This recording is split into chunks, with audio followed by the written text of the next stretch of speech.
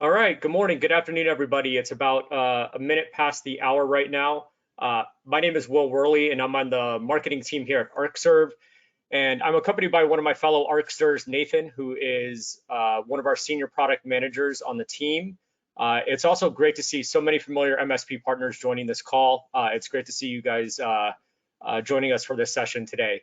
Over the next 45 minutes or so, we're going to be talking about all the great advancements that we've had with Cloud Services 3.4.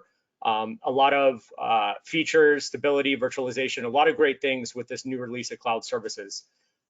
Before I pass it over to Nathan, a little bit of housekeeping. Please feel free to ask questions in the chat or directly to me. We love the engagement, and we'll address those as the session goes on one-to-one. If anything is very specific or maybe we don't have the immediate answer to, we'll be sure that your regional sales engineer reaches out and follows up with you. So with that, I'll pass it over to you, Nathan. Thanks a lot, Will. Good afternoon, everyone. Thanks a lot for joining us for this webinar. And we are going to talk about Arcserve Cloud Services. And let me start with something about Arcserve.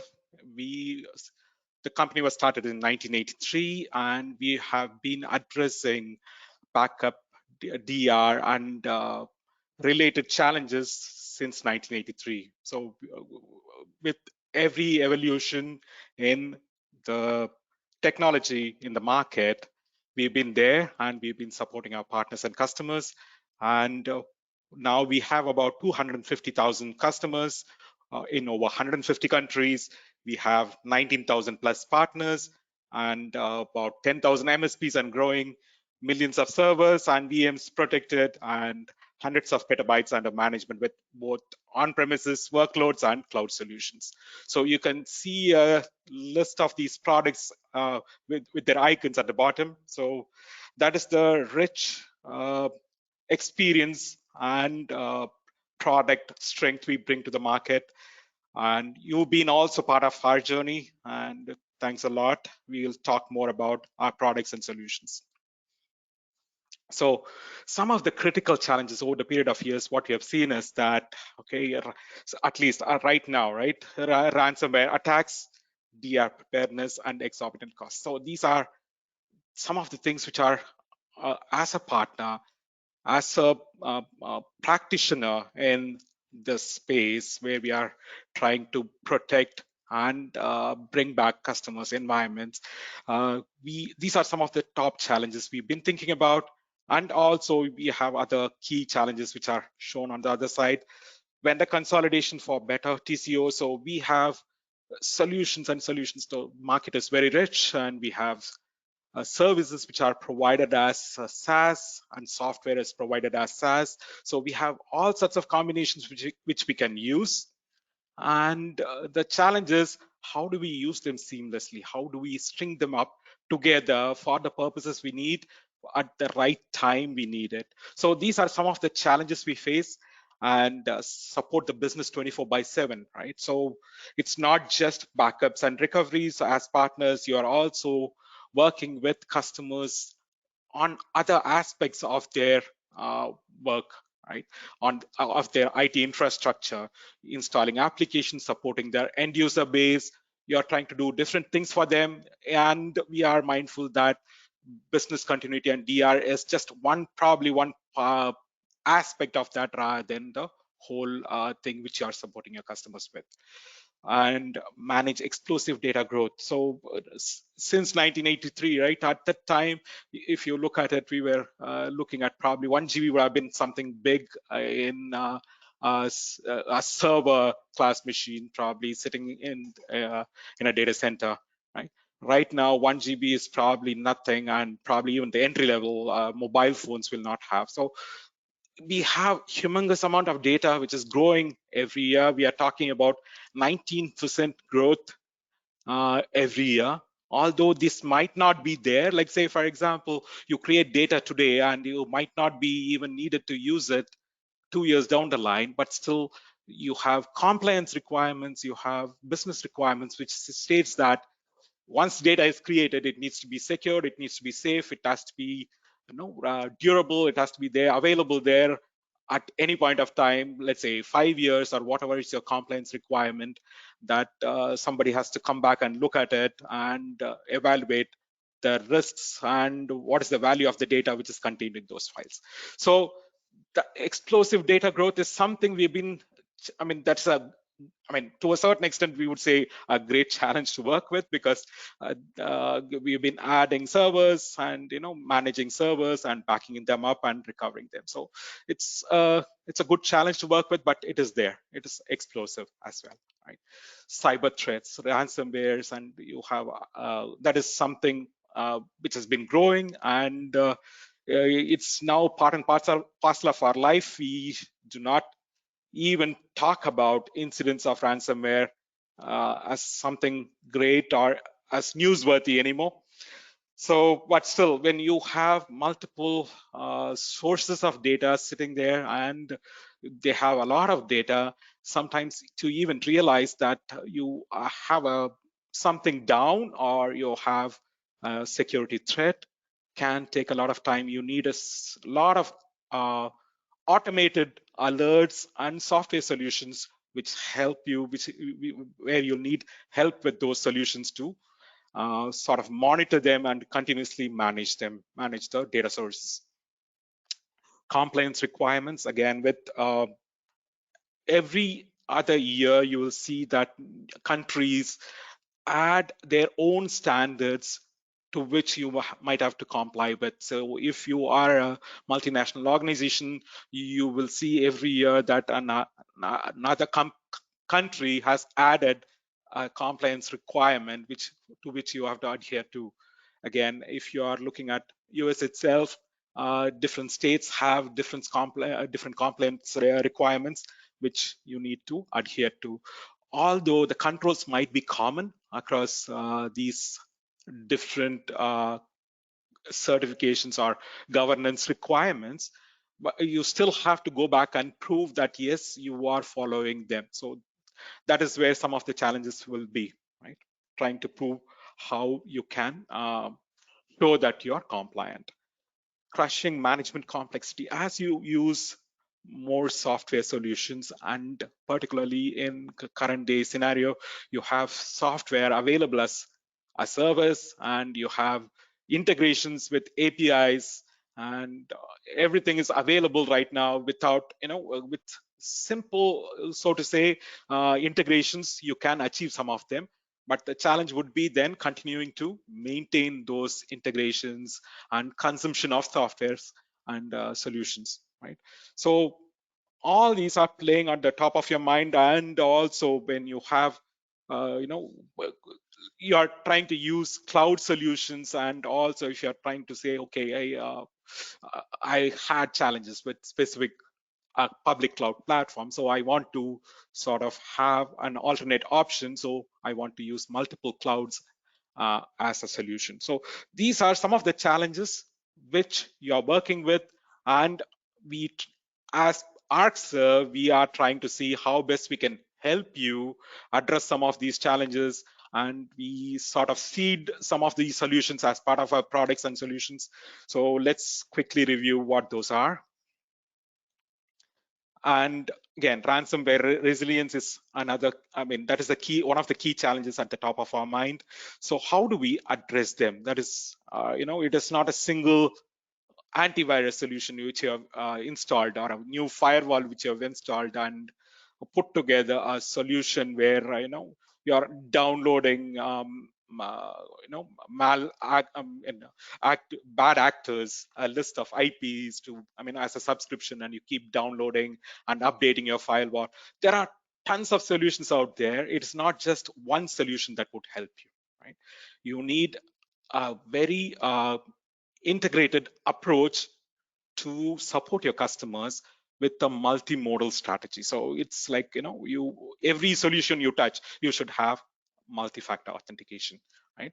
And the cyber security solution should be integrated with, the workflow which the partners, which the customers are doing, right? So like that, and also you have to train not only your own team members, also the team members who have privileged access in your customer's environment. So make sure that they are following the best practices, and also test multiple times the disaster recovery. Not only the disaster recovery process, is also something like a red team exercise, so that you can test the security. And if your customers or even your own team members are vulnerable or susceptible to social engineering, verify whether some of these best practices which we have instituted are being followed, practiced. So those type of tests you have to keep doing, and also keep training your employees and employees all the time, right? Secure backup and disaster recovery. So you need a solution which would not only back up and do a recovery, it should also support that the multiple best practices needed, like a 3-2-1-1 backup strategy, and immutable storage option, and also provide you with some sort of orchestration at the recovery. When it comes to the time of recovery, you should have the option to some sort of automation and orchestration capability should be there, so that for sure that you're not running through copious nodes, either in the terms of in your wikis, or some old timers probably even prefer notebooks, because wikis can be down also when your servers are down. So this is where we try and understand your challenges. With our rich experience, we have seen scenarios after scenarios, and we have tried including some of these learnings which we have acquired into our products. We'll talk about them in the coming slides.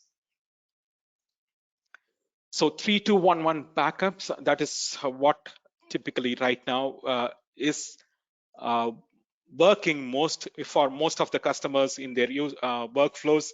So you have a production workload which is accessing, which is modifying the production copy of the data, whether it is a SharePoint server, SQL server, or a file server.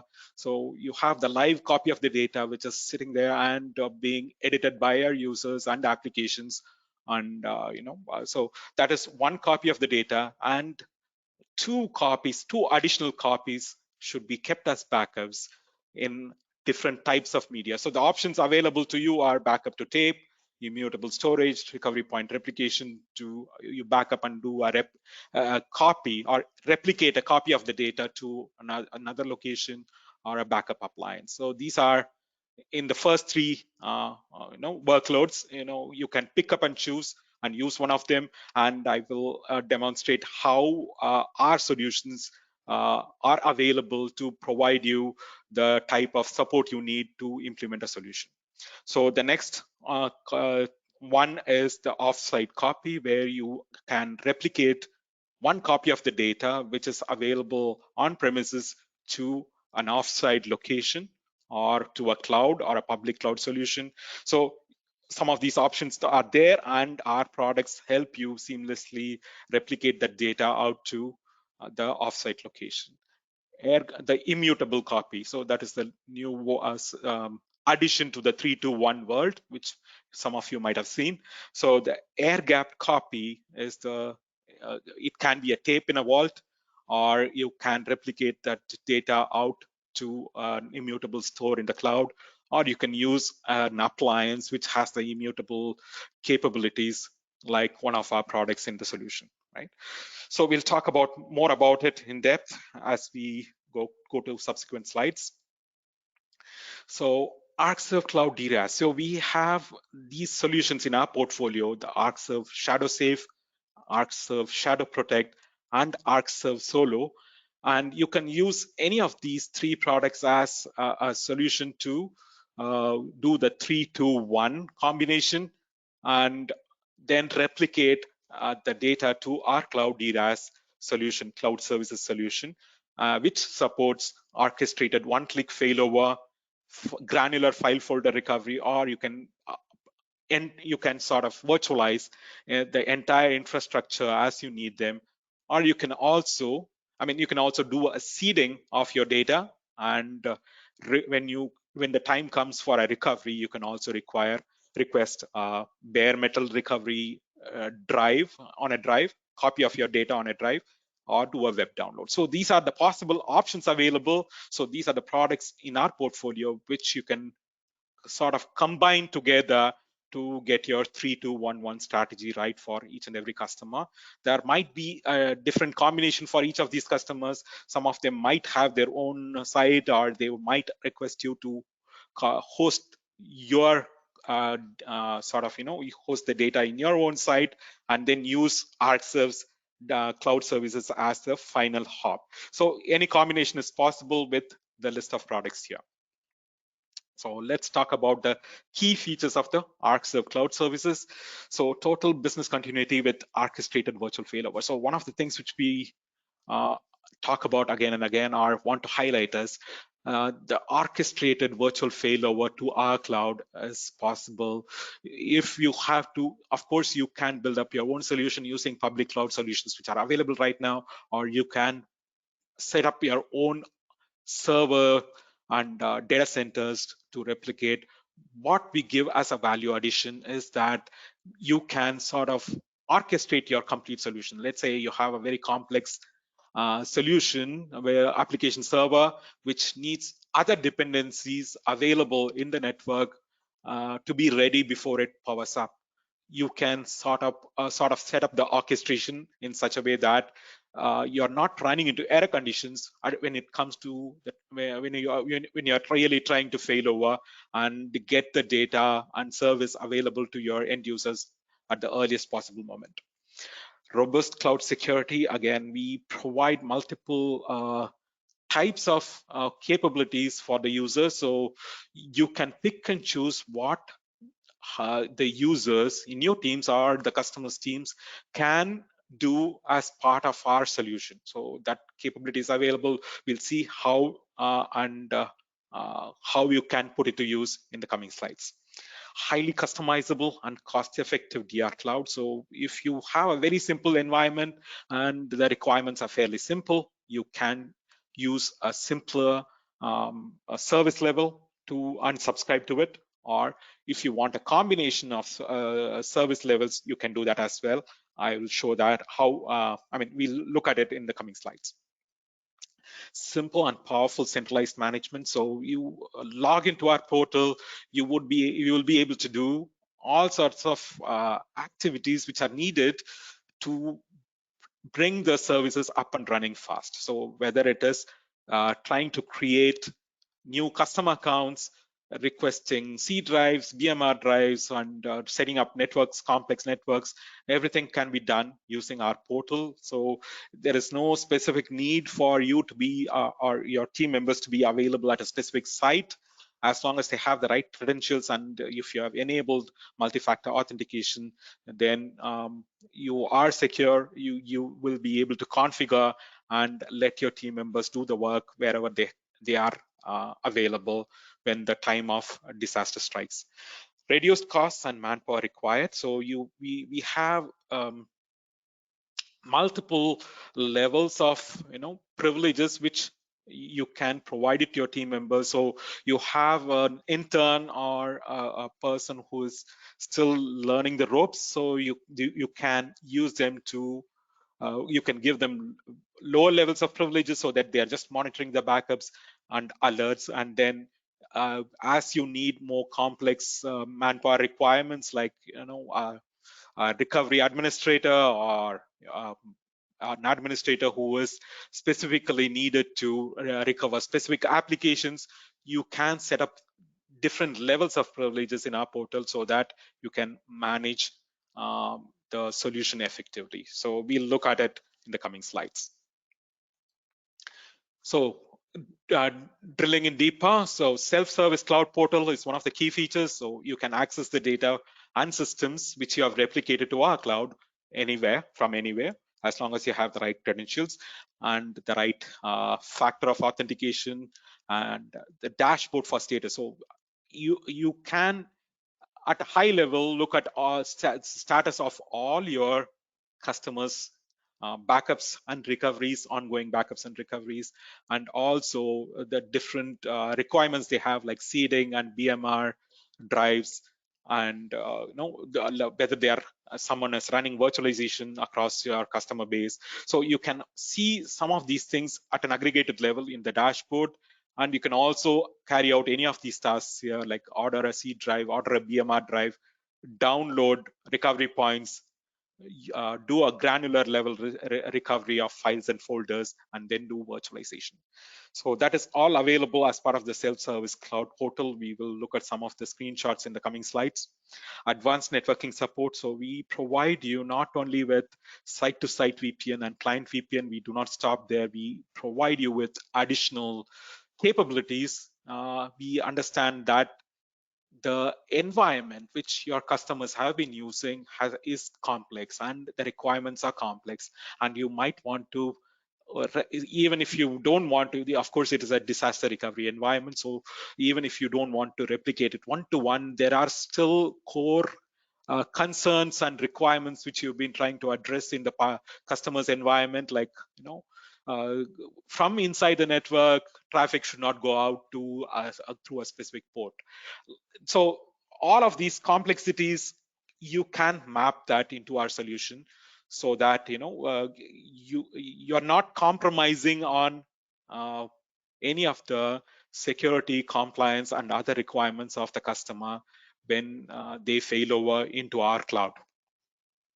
So DHCP, static public private IP reservations, dynamic private IPs, all these are combinations which are possible and easy to configure using our self-service portal. And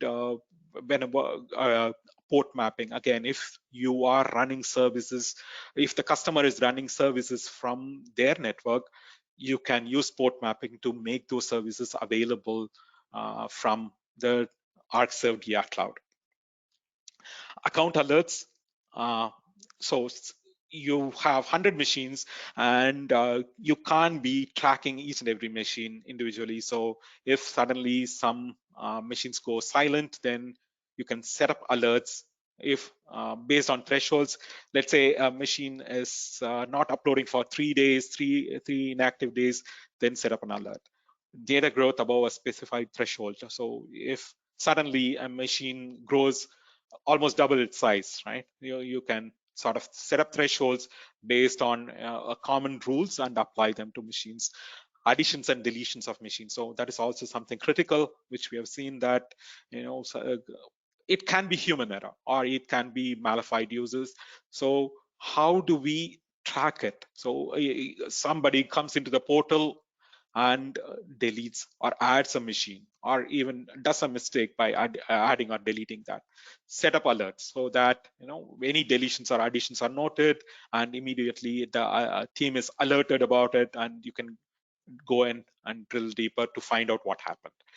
Virtual machines running above specified thresholds. This is again one of the concerns. Most of us have seen that with the sprawl of hypervisors in our environment with public cloud and with the Arcserve Cloud, if a machine is running, if it is not tracked closely, it becomes a challenge to come back and look at it. We typically realize that when the bills are due, or suddenly somebody says, okay, hey, I forgot to switch that off, or decommission that, right? So you can set up thresholds for machines which are running beyond a certain number of days, so that you are made aware of that.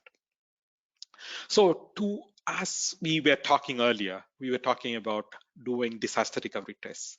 So most of the time, what we have seen is you might have team members who are CISAs, CSIMs, or CISSPs, or Azure certified or cloud certified. You can have trained personnel, but when it comes to the time of a disaster, right, being ready, right, being sort of nerves of steel, having that nerves of steel comes with practice.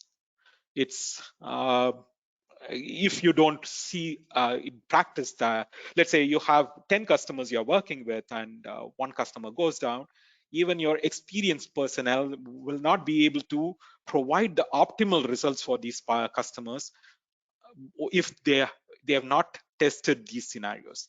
Even with tests, the customers' environments are not static. They keep changing. They add a new application, they remove an application, or suddenly they have add a new, even if you take simple examples like an LDAP environment, they add an OU which is different and put some rules around that OU, suddenly everything becomes more complex than it was before the test which you have done earlier. Right? So you might want to do multiple tests during the period of 1 year or whatever is the calendar period of the subscription. So we provide you with 720 hours of virtualization as part of the subscription per year, so that you can keep and your team can continue testing your customers' environments as needed and be ready when it is needed. And all of these come with egress costs, which are included as part of the subscription. If one of the things which you might have seen with the explosion of public cloud solutions out there, the data replication in will not be charged and egress will be charged, and sometimes it can be very exorbitant as well. We do not charge egress, additional egress. It is part of the subscription. So you don't have to keep metering and worrying about, hey, am I doing this? Am I downloading it? So is it going to be part of the, am I going to be billed additionally? So all these things are part of the subscription. So what are the different service levels we have? We have Cloud Basic, Cloud Plus, and Cloud Premium. These are the 3 service levels we have. And with Cloud Basic, it is you replicate everything on a specific machine and replicate everything back, either using complete image. It's you just feel that the requirement is simple. I mean, if that machine crashes, you just want the data. So you just want to, like 10 TB of storage, which is there on the machine, you just replicate it onwards and then replicate it back. So that's what you want really from these set of machines. So that is the subscription level which is available. And then Cloud Plus, if you want for a subset of machines, a granular file and folder recoveries, right? So you have a file server and you feel that you might not only be doing recoveries of the full server, but sometimes deletions can happen. And if you have local copies, it's great, but you want to have that additional security as part of that file folder recovery in the cloud. This subscription level is available to you so that you can do a granular level of restore for machines which are in this subscription level. Cloud Premium, everything which is there in the Cloud Basic and Cloud Premium, Cloud Plus. And then you also have the instant virtualization of systems and failover in the cloud. So this is available with Cloud Plus. So you might have multiple customers who, even for a single customer, you might think, okay, hey, this team has about 100 systems. Not all of them we would be virtualizing in the cloud. So let's go ahead and subscribe only to 40 of them in Cloud Premium, and 20 of them would need, like, say, 10 laptops, which are like, high level executives who would need some sort of granular recovery from time to time. So you subscribe, and also you have file servers. So you put together those set of machines as Cloud Plus, and you have the bulk of servers where or a bulk of laptops and desktops you want to use them with Cloud Basic. So any of these combinations are possible with under a single account. You can pick and choose, and you can also switch between subscription levels as needed. Of course, we will say that probably we will switch. You can raise a support ticket, or you can talk to your sales engineer and switch those levels at a specific time, probably at the end of the month or at the end of that specific subscription period. So that is possible, right? So we are flexible with the services we provide. We want to make sure that you have the appropriate level of services available to you. And all these is possible with the single window of the self-service portal. You don't have to jump from one application to another application to provide this combination of services. So what is included with Cloud Basic? About 500 GB of storage per machine, and Cloud Plus is 1 TB storage of 1 TB of storage per machine, and Cloud Premium 1 TB of storage per machine. So with Cloud Premium, we also provide that 720 hours of virtualization per year. And also pooling is possible inside those levels. Say you have 10 cloud basic machines, you are entitled to 5 TB of storage, and any storage used in the cloud above that limit is what is going to be charged as overages.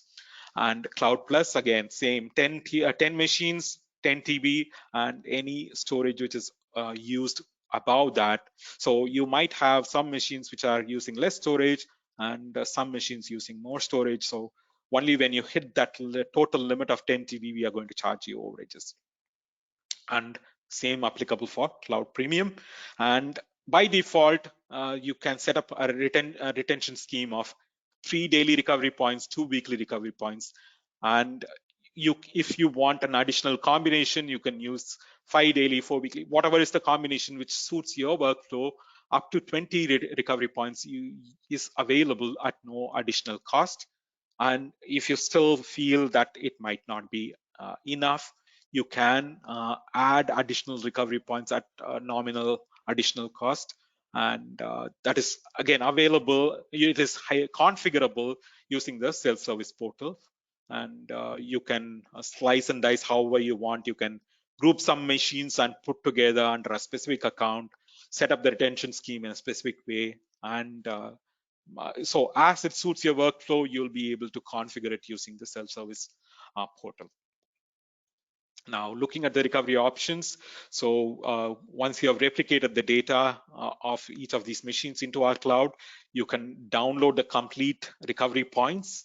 That is an option using the web download. You can do that, or you can order a bare metal restored drive. So you say machine A, B, C, 3 machines. So please send them over using the drive, bare metal drive, and we will copy the recovery points onto those drives, and we will send it out to you. Full DR failover, so you can choose to fail over all your machines, whatever machines you are replicating, and under the Cloud Premium subscription, and you can fail it over to our DRaaS service. And this is where the one-click failover kicks in. If you have a complex application server with multiple dependencies in terms of networking or services, other network services which need to be available beforehand, then you can configure them in the specific way you want. We will look at it in the coming slides. So looking at the data centers available. So we have 2 data centers in the US, 1 in Canada, 2 in Europe, and 1 in Australia. And as we said earlier, we are using the Google Cloud Platform, and our Arcserve Cloud Services software runs on the Google Cloud Platform. We use the storage, compute, and networking components of the Google Cloud Platform. And as you are aware that the Google Cloud Platform has high sort of levels of certifications and compliance with almost any geography which we can think of, and also it has high levels of it is robust and redundant, and some of these options like encryption at rest and in transit or by default, it is something you have to really go out of your way to configure out of stopping encryption or whatever. Some of these less secure options, you really have to go out of your way to configure them. Nobody is going to do that. So, and also with compute, if you are replicating into our cloud services and you feel that your workload on premises, when it is running on premises, it is running at a certain it is responsive to a certain extent, and on the cloud you want similar user experience, and you want additional resources, we provide that at no additional charge. That is something which we are providing to our customers. Networking, we use the pfSense firewall on top of the Google network infrastructure. And also, if you need, for whatever reason, to modify the options we provide and it is not enough, your use case is slightly more complex, and you are aware of that specific requirement and need, you can work with us and we can provide you the access to the firewall, so that we can verify how best we can configure your requirements as needed. And the patented virtual machine policy, that one-click failover, which I was talking about. So that is a patented solution from us. We will talk about it in the coming slides. On cloud services, yeah, again, this is the level of durability which the Google Cloud Service Storage provides. And one specific thing which I want to call out on this is that it uses something called as the erasure coding, right? So Google has 3 availability zones in each region, and it has multiple servers, and each of these servers, like, wherever in different availability zones, use power sources which are not in the same grid. So keeping all this in mind, they also classify the data as code, data, and metadata. So when the data and metadata are saved across multiple servers in at least in 2 availability zones and committed, only then the data is considered as saved. So that is the infrastructure we are using to replicate the data which you are replicating. We are storing that data in this level of durability. So considering cloud services and BCP, so business continuity planning, it is something typically what happens is like you take a subscription to a service or you start using a software solution. It is only when you have considered some of these questions, you plan it, and the software and solution lets you plan and provides you with indicators and flashcard types of guides you to configure the solution in an appropriate way. The planning is complete and the solution is good. So with cloud solution services, you have to think about some of these questions. Where will the users go in a site disaster? So we will also look at some of the simpler options, like some simpler disasters or simpler scenarios in which you might want to use the solution. So in a bigger site level disaster, where will the users go? Where will they work out of? Is there a remote site? Is there a cold or warm site available, which from where people can work out? And or people are going to work from home. So some of these questions need to be answered and planned for, so that you can think about your networking combinations, right? What services and applications are going to be required? So are they going to need all the services which they are currently working from their primary site? Or is it going to be like, for the first 2 days, we are comfortable providing only the top 2 or 3 services, which is critical to run the business. But after that, slowly we have to add more services. So depending on your RPO, RTO, and other aspects of the business of the customer, you will be answering these questions and planning for them. So if you are going to work from a remote site, then you want to look at a combination of site to site.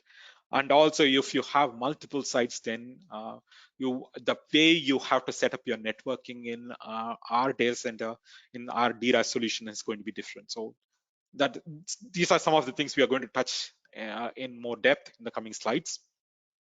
And if your end users of the customers are going to work from home or from distributed sites, then you might want to look at VPN clients.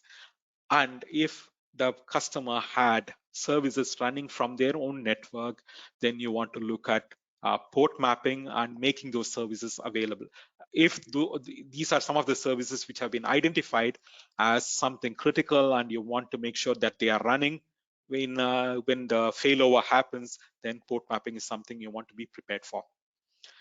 Pre-configure the cloud network. So answer these questions, prepare yourself, and you should be having a smooth user experience when you try to test your failovers, and also when real disaster strikes. We'll look at some of the scenarios in the coming slides. So what do you typically do? So you have an on-premise workload and you have an on-premises software solution from Arcserve, and you start doing a local backup to your that is your primary copy, right? So you have a primary copy of data, the 3, 2, 1, which we saw, right? The 3. So you have the primary data which is sitting and used by the application, and then you back it up locally, whether it is a SQL server, SharePoint server, whatever the application you're running. And then when you have a disaster strike, you, whether it's a ransomware or a single server failure or some data loss, then your primary source where you recover from is from your local backup. So that is where you start local instant recovery. Our software solutions support that, like the ShadowProtect and ShadowSafe, or Arcserve Solo. These solutions provide you that support. And if you have, let's say, a core component which has failed, let's say you have a SAN switch failed, a failure, or as a server, a hypervisor, or a set of hypervisors that have failed. So your workloads, all your applications and databases and other things which have been running on those VMs or servers, you are unable to power them up. Your networking infrastructure is okay. Your people, everybody is still sitting in the office, but they are unable to access the services which are available to, which should be normally available to them. Then you fail over to our cloud using a site-to-site VPN, and you power up using the one-click failover, which you have configured earlier, which you have tested multiple times. You power it up, and then you do a failover, and you tell people to start accessing the services again. So there are combinations possible where you can automatically direct the end users without them even being aware that, okay, yeah, there was a failure, 30 minutes, we are powering up an alternate infrastructure. Then you power up things in our cloud, and then you reconfigure, reroute your networking, and voila, then people then start seeing their services again without any change in they don't have to really type in a different URL or change configuration in their networking. Without doing any of those, they can still access the services. That level of configuration is possible if that is what you want to do. Right? So you have a bigger disaster at your site, the primary site, and you have DR site and you have branch sites. So this is a combination which you might want to be aware of and prepare for. So if it is a simple DR site, it is probably a same configuration like what you have at the primary site. So there is no real, complexity needed, and it's probably just sort of a mirrored configuration. But you bring in remote branch sites, then a slight twist is needed, where you might want to validate what subnets you use in the DR site, what subnets you use in the remote branch site.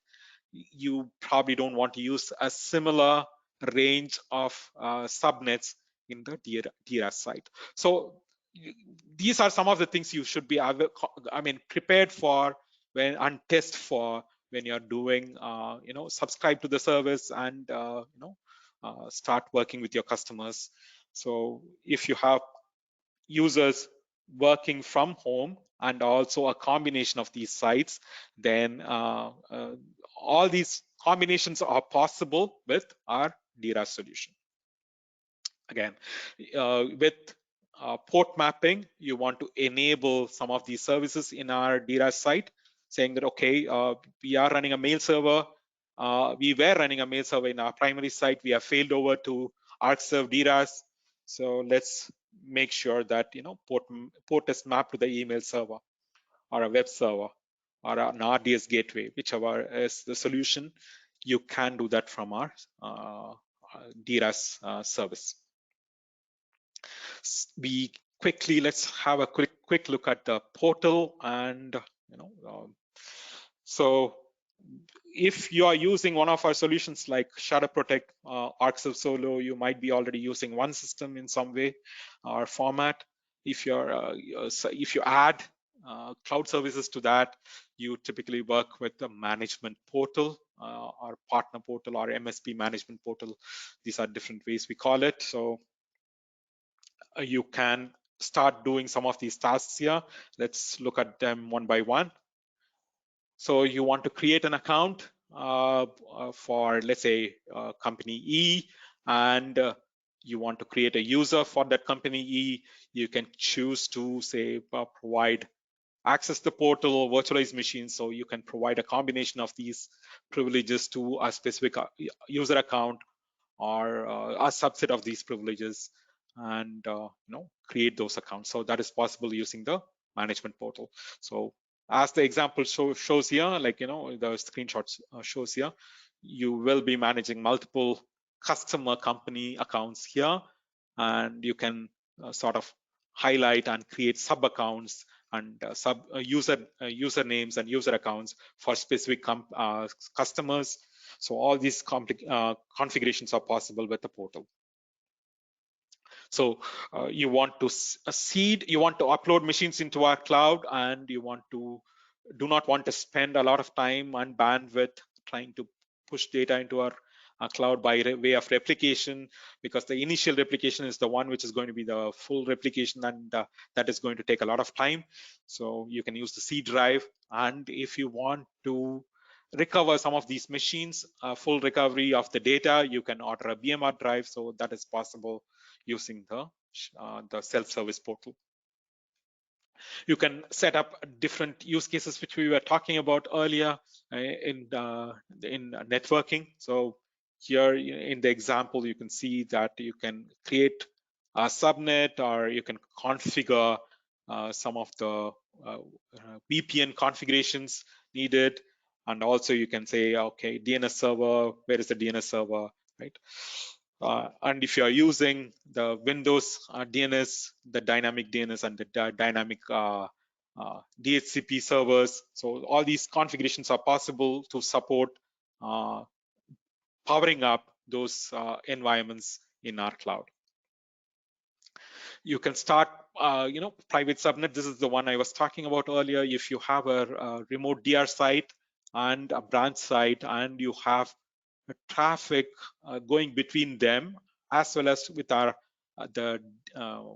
Arcserve Cloud, then you want to make sure that your subnet is different from what the other two sites are using, so that when you're routing traffic between them using your edge devices, the configurations are simpler. Of course, you can use subnet configuration and try to do a lot of those, to even if the subnets are contiguous, then you can still do it, but it's just going to add a level of unnecessary complexity when you and your team should be focusing more on getting the services up and running, and getting the users the services they need. Request a public IP and set up a VPN. Yeah, so if you want to set up a site-to-site VPN, you can request a public IP and then pre-configure your VPN, so that when you are failing over, you don't have to really rush through configurations using your wikis or using your thick notebooks. You don't have to start running through your configurations at the time of that disaster. Set up DHCP reservations, so your environment, even if your servers are most probably using DHCP, and you reserve them, because that's an easy way of handling it instead of setting up scopes and excluding scopes and things like that. It is possible. We can provide you with an infrastructure which supports DHCP reservation, even if you do not have those reservations as part of your server infrastructure failing over to our cloud. You can also do it here as part of the configuration in our networks. So one key thing which I want to call out in this slide is if you want to really configure and customize some of these aspects, because your use case is completely different from whatever I spoke about till now, and you have a very specific requirement, and you are comfortable using some of these firewall configurations. And because main thing is that, of course, we will help you, support you, and try to figure out how best we can assist you. But you know your requirement better, so we always try to sort of be sort of assist you there. So you can access the firewall. And also, if something goes wrong, you can always reset, right? So you can test it out multiple times. You can reset as needed, so that it is not when you're doing the testing, it is not a blocker. You don't get blocked, right? So by default, the firewall will be off. Only when you virtualize the first server, it will become active. So the configurations are going to be there. And also, when you're testing, one of the things which we have seen is, as we integrate our environments more and more, you have services and servers sitting in the primary site, not only in the primary site, but also in the cloud, or software as a service subscriptions, or APIs integrated, and things like that. So what happens is that if you are testing, sometimes this testing might taint the production data. So we don't want that happening. So when you're testing, we would suggest that you use the disable WAN, so that you configure whatever. Let's say you have a complex environment, and it keeps changing, as we discussed earlier. It's not static. You add what do you call, service pack or an update. Suddenly everything is completely different. You might want to increase or decrease your delays. So you will be doing all these configurations, and you'll also be adding firewall configuration to support your applications and things like that. And as you are testing multiple times, you can keep this WAN disabled, so that whatever you're testing is not tainting the production data in the real world, right? So this is the one-click failover, the screen which shows the one-click failover in our cloud. So you have the, I would take an example like a SharePoint, which is typically very complex with multiple dependencies. So a SharePoint depends on the file service, and probably Exchange, or some of the other services which you are using in the primary site. And these are probably those servers.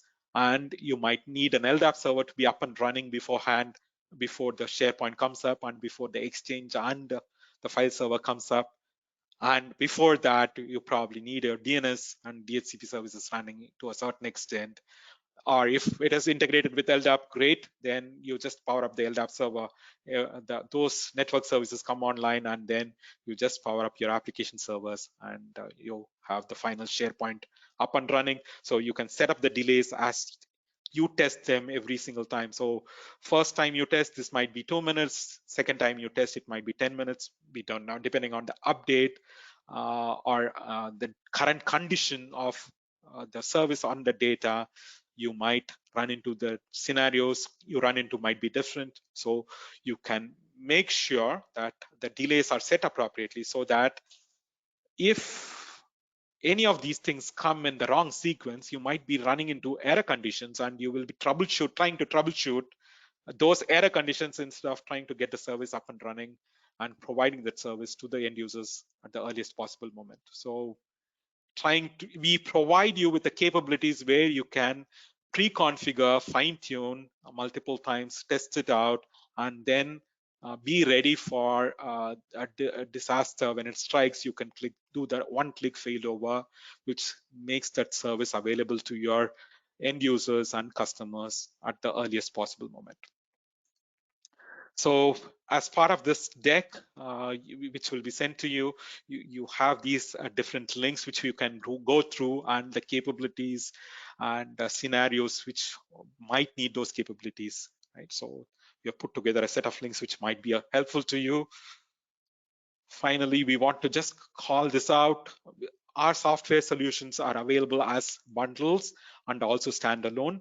So you can choose to order cloud services as an independent subscription at different tiers, like Cloud Basic, Cloud Plus, and Cloud Premium.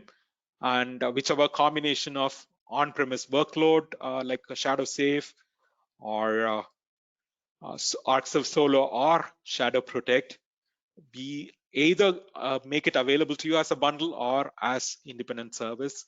You can order them. So thanks a lot for being available, and I'm happy to address any questions you might have. Thank you. Thank you, Nathan. I appreciate it. since we're running a little short on time, I will, we did have one question that came up a couple times, if you could address real quick, Nathan. What does a customer do if they have more than 1 terabyte per machine? What are the options from that point? So yeah, okay. So by default, all the entitlements are pooled. So the number of machines you have, you replicate to our environment. You can pool the entitlements together. So what we have seen is typically that some machines are consume low amount of storage, some are high amount of storage. So you can pool it in the service tier, and only when it goes above that level, we charge overages. Awesome, thank you, Nathan. Well, I definitely want to thank all of our partners for joining us today on the session. As a follow-up, within the next day or so, you will receive an email from the marketing team with a recording, along with some helpful links, as Nathan pointed out. Again, there will be multiple ways to get in contact with us, your regional sales engineer, if you have any additional questions. But again, we thank you for your time and enjoy the rest of your day.